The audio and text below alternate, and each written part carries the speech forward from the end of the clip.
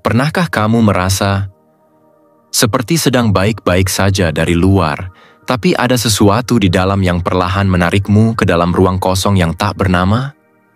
Bukan karena hidupmu buruk, bukan juga karena ada yang salah secara nyata, tapi tetap saja ada rasa cemas yang menggantung, kadang seperti gelisah tanpa sebab, kadang marah tanpa alasan, dan lebih sering takut tanpa wujud yang jelas. Ironisnya, manusia adalah makhluk paling kuat di bumi. Kita bisa bertahan dari bencana, kehilangan, bahkan kehancuran batin. Tapi di balik semua itu, ada satu musuh yang paling sering menjatuhkan kita. Pikiran kita sendiri. Kita sering lupa, pikiran bisa menjadi tempat tinggal yang damai, atau justru penjara yang tenang tapi menyiksa. Dan lebih pelik lagi, kita hidup di dunia yang memuji ketenangan di luar, tapi jarang mengajarkan bagaimana menenangkan badai di dalam. Ada orang yang terlihat selalu kuat, padahal tiap malam ia merasa hampa. Ada yang kelihatan cerdas, tapi pikirannya sibuk bertarung dengan suara-suara yang melemahkannya sendiri. Mungkin itu juga sedang kamu alami sekarang, dan tidak apa-apa. Kamu tidak sendirian, tapi kamu juga tidak harus tinggal di sana selamanya. Dalam video ini, kita akan menyelami cara mengatasi pikiran, perasaan, dan emosi negatif yang seringkali tidak kita minta, tapi tetap muncul. Bukan dengan memaksa mereka pergi, tapi dengan memahami mereka dan menaklukkan mereka secara tenang dan bertahap. Stoicisme bukan tentang menjadi kebal rasa, tapi tentang belajar memilih reaksi kita saat hidup menawarkan ketidakpastian, luka, atau bahkan keheningan yang membuat kita bertanya, apa gunanya semua ini? Kita akan belajar melihat bahwa marah, takut, atau cemas bukanlah musuh. Mereka adalah sinyal. Yang perlu kamu ubah bukan perasaannya, tapi hubunganmu dengan perasaan itu. Pastikan kamu menonton sampai akhir agar tidak kehilangan makna penting dari pembahasan ini. Dan jika kamu ingin terus berbagi ruang yang tenang seperti ini, jangan lupa berlangganan, biar kita tumbuh perlahan tapi nyata.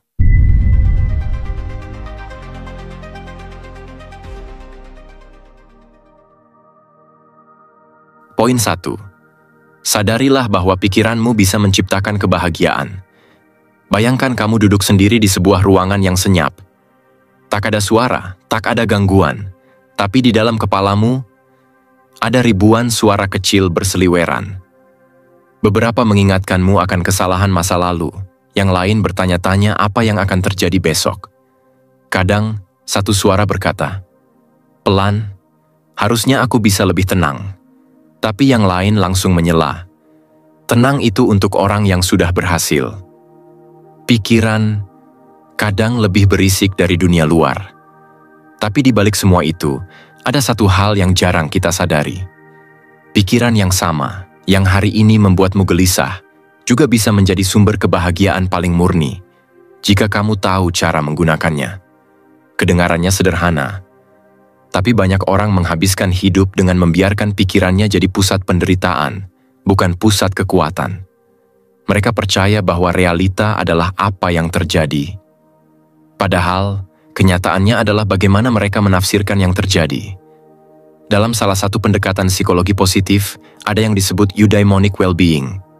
Kebahagiaan bukan dari sensasi menyenangkan, tapi dari kehidupan yang terasa bermakna. Bukan euforia, tapi kedalaman. Aristoteles menyebutnya sebagai kebajikan yang dilatih dalam tindakan. Dan Stoik, filsafat kuno yang kerap disalahpahami sebagai dingin, sebenarnya justru mengajarkan, kamu bisa bahagia, bahkan saat hidup tidak ramah. Karena kebahagiaan bukan datang dari dunia, tapi dari bagaimana kamu memandangnya. Pernah bertanya kenapa dua orang bisa mengalami situasi yang sama, tapi reaksinya begitu berbeda? Satu orang merasa hancur karena kehilangan pekerjaannya, sementara yang lain justru merasa dibebaskan untuk memulai ulang. Perbedaannya bukan pada kejadian, tapi pada makna yang mereka berikan. Pikiran kita menyaring, memaknai, dan memberi warna pada semua hal. Bahkan rasa takut pun bukan datang dari kenyataan, tapi dari bayangan tentang apa yang akan terjadi. Sama halnya dengan marah. Kita jarang marah karena kejadian itu sendiri. Kita marah karena makna tertentu yang kita sematkan pada kejadian itu. Dan ini berlaku juga pada rasa bahagia. Saat kamu mulai mengubah maknanya, kamu mengubah efeknya. Beberapa tokoh neuroscience mengatakan, emosi terbentuk karena sistem interpretasi. Pikiran kita menciptakan realita emosional, yang kadang lebih kuat daripada realita fisik. Amigdala, prefrontal cortex, sistem limbik kita, semuanya bereaksi bukan pada apa yang nyata, tapi pada apa yang kita anggap nyata. Itu sebabnya, rasa takut bisa muncul tanpa alasan. Dan sebaliknya, rasa damai bisa tumbuh di tengah kekacauan. Jika kamu tahu di mana menaruh fokus. Tapi mengapa begitu banyak orang tetap memilih menderita? Meski tahu mereka bisa berpikir berbeda? Mungkin, karena menderita terasa lebih akrab. Karena kebahagiaan, diam-diam, adalah hal yang terasa asing. Ada sebagian dari kita yang tumbuh dengan narasi bahwa kalau terlalu bahagia, nanti kecewa. Atau lebih ekstrim lagi, bahagia itu tanda kamu tidak cukup menderita seperti orang lain. Dan itu membentuk mentalitas penghindar bahagia. Aversion to happiness. Sebuah kondisi psikologis di mana kita secara tak sadar menolak bahagia karena merasa tidak pantas. Atau takut kehilangan rasa aman dari rasa menderita. Pikiran yang dilatih dalam penderitaan akan sulit percaya bahwa ia layak merasa baik. Mungkin sekarang kamu sedang berada di fase hidup yang penuh tekanan. Mungkin kamu merasa semua orang bergerak cepat, sementara kamu masih berusaha bernapas. Tapi coba perhatikan, apakah kamu sedang menilai hidupmu dari kacamata yang terlalu sempit? Apa kamu menunda merasa tenang sampai semua beres? Atau, kamu bisa belajar menciptakan ketenangan, bahkan saat semuanya belum selesai? Kebahagiaan bukan soal menyelesaikan semua masalah, tapi tentang memilih sikap mental yang tidak bergantung pada apapun di luar kendali kita. Dan disinilah stoikisme memberikan arah. Mulailah dari mengamati pikiranmu, bukan untuk menghukumnya, tapi untuk memeluknya. Sadari bahwa pikiranmu bisa menjadi sekutu, bukan lawan. Bahwa kamu bisa berhenti berperang dengan dunia luar dengan cara berdamai dulu dengan dunia dalam. Hari ini, kamu bisa mulai dari hal kecil. Duduk sebentar, ambil napas dalam, lalu tanyakan, apa yang sedang kupikirkan? Apakah itu benar?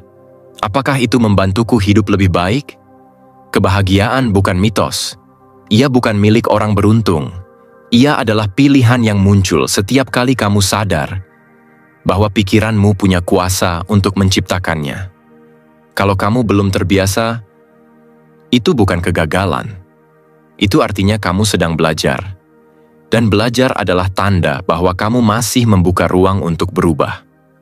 Lalu, bayangkan jika kamu mulai berpikir berbeda hari ini. Bukan dengan cara mengabaikan kenyataan, tapi dengan memilih makna yang lebih sehat.